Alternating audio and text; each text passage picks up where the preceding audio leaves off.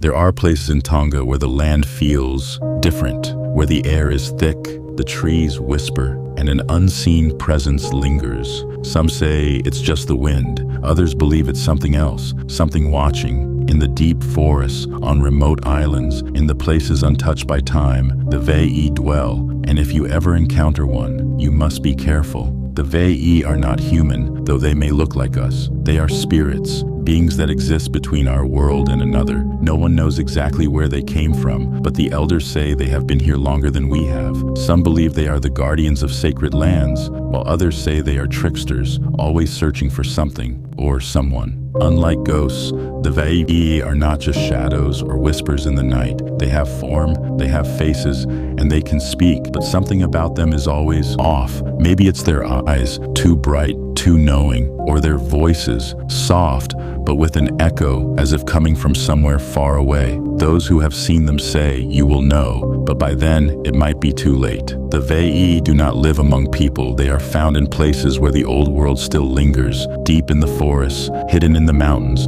along the shorelines of deserted islands. It is said that if you travel too far into the unknown, you may cross into their world without realizing it, and once you do, they may not let you go. Fishermen tell stories of hearing voices carried by the wind while sailing near uninhabited islands. Hunters have seen strange footprints in the mud, human-like, but disappearing into nothing. And villagers have met strangers on the road, only to turn back moments later and find them gone, as if they had never been there at all. Not all who meet the Vei are doomed. Some say they are generous, offering gifts to those they favor, beautiful shells, rare fruits, or knowledge of things no human should know. But these gifts come with a warning. Never take more than what is given and never be greedy. If you accept a gift and try to take more, the Vei will not be pleased, and those who anger them vanish. The elders tell of a young man who once met a Vei woman by a hidden spring. She was beautiful, more than any woman he had ever seen, and she spoke in a voice that made the world around him fade away. She offered him a rare flower, one that did not grow anywhere else, but he wanted more. But he was never the same again. He no longer spoke of love, of dreams, only of the Vei and the whisper that still echoed in his mind. The Vei are not always kind. Some say they take people not out of anger, but simply because they can. A child playing near the trees, a traveler resting by a quiet river, a fisherman lost in thought. All it takes is a moment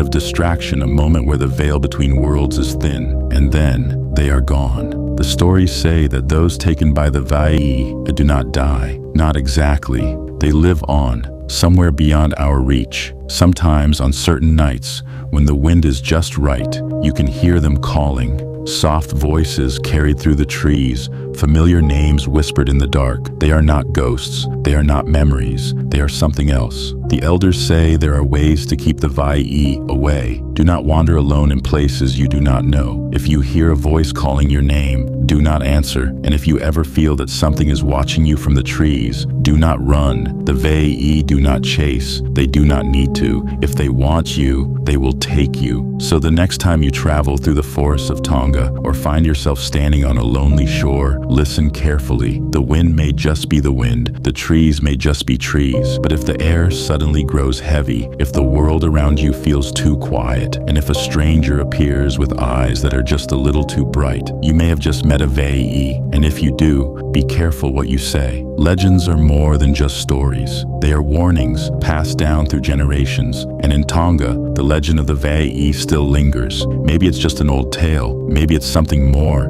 But the next time you find yourself alone in an unfamiliar place and the air around you suddenly changes, ask yourself, are you really alone? Don't forget to subscribe and hit that notification bell so you never miss an update. I have some exciting content coming up that you won't want to miss.